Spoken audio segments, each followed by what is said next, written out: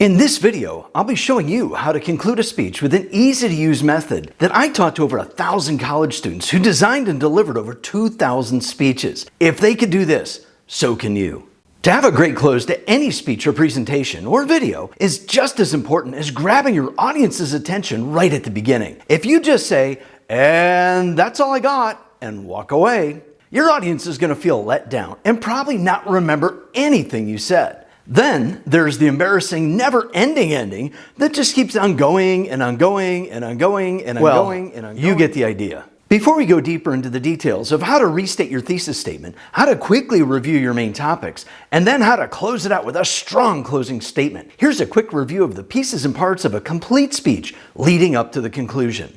First, you have to start off with a great introduction that grabs the attention of your audience. And I'm not just talking about saying hi or hello. Then comes the relevance statement that needs to tell your audience why they should listen to your speech before seamlessly stating a credibility statement that informs your audience of who you are and that you are, well, at least somewhat knowledgeable on the topic. After that comes your thesis statement. That's the main message of your entire speech, followed quickly by a concise preview of your main points. And that's all before the body of your speech that includes all of the details to your main points, the subpoints that support your main points, along with references and transitions.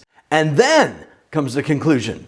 Think of your conclusion as the last chapter of a book. You can easily tell when a book is about to end by the amount of pages left to read, or in the case of a digital book, when there's an indicator that shows you're almost out of pages. In a live speech, unlike a book, there's no indication as to when a speech is going to end. And just like a book, all speeches must end in some way, shape, or form. To end your speech, you'll need to have a well-constructed summary or conclusion statement that should make it clear to the audience that the speech is about to end with a final idea or thought that you want them to remember. Or, in the case of a persuasive speech, an action that you want your audience to take or not to take. To get to this review of your main points from your last main point is to use a transition that can sound like these. Let me recap the key points. Or, now that you're more aware of what it takes, or you can be so bold to use this. Let's review the main ideas of what I want you to remember.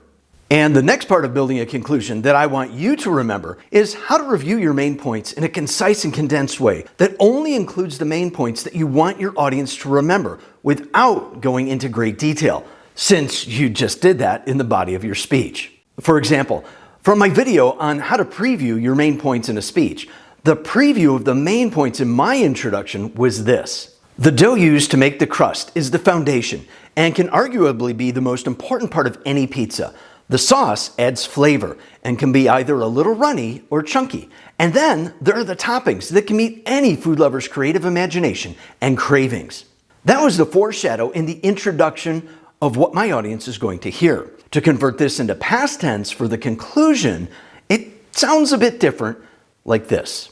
Now you have a better idea of what it takes to make a great homemade pizza that includes the crust that can be thin, thick, stuffed, and even gluten-free. You've learned more about how to make the sauce that adds that special zing to the flavor and can be either a little runny, chunky, or even bought at the store in a can, in a jar, or crafted from scratch. And finally, you learned how to pick and choose cheese, meats, veggies, fruits, and my secret sauteed mushroom topping recipe that tastes amazing.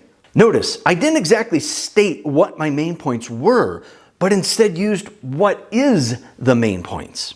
A good habit to get into with making sure your review of the main points sounds right is to read it out loud. If it sounds clunky or overly wordy, it is. Rework it until it flows right. If you need help with this, contact me and we can work together to get it right. Once your review of the main points is complete, you'll need to restate your thesis. There are two reasons why you should restate your original thesis statement in the conclusion after you review your main points. One is to reinforce and remind your audience of what your specific main points were so they can remember them well after your time together. And the second is, if it's true, and I'm pretty sure that it is, that we tend to only hear the first and the last thing that someone says. And that should be the top reason of why you should restate your thesis statement. Let's use this original thesis statement that, of course, would have been said out loud in the introduction of the speech.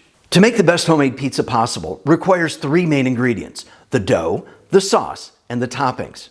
The common error many speakers make when preparing their outline template that you should have downloaded from my Thinkific Free Stuff module, the link is in the description, is to just copy and paste the original thesis and then recite it exactly the same. This just doesn't work, and it's very awkward to hear. Since this is at the end of the speech, the statement needs to be in the past tense since you already told your audience everything you wanted them to hear. Here's the past tense version of my example that sounds like this. So now you know what it takes to make the best homemade pizza using the 3 ingredients of dough, sauce, and toppings.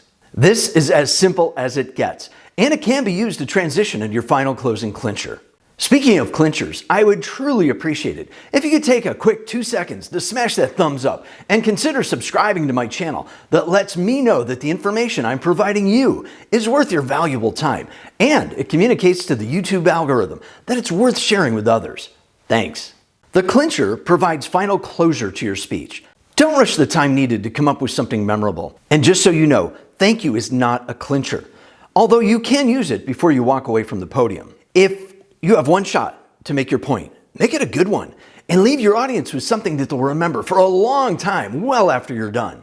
Try this technique to help come up with a memorable clincher. Tie the clincher back to your attention getter. In other words, when you come up with your attention getter, come up with a clincher at the same time. This is why I love anecdotes for attention getters. Make your attention getter and your clincher a short story and save the best part for last. And one last tip to always remember when you're presenting a persuasive speech. The clincher needs to be a specific call to action that tells or asks your audience to take or not take an action. To learn more about attention getters and how to keep improving your presentation and communication skills, click on the video on your screen now or the link listed in the description. But before you watch that video, remember these key takeaways. When designing your next clincher, don't force it. Be creative, be original, and have fun with it. That's a pretty good clincher. What do you think? I'll see you online soon.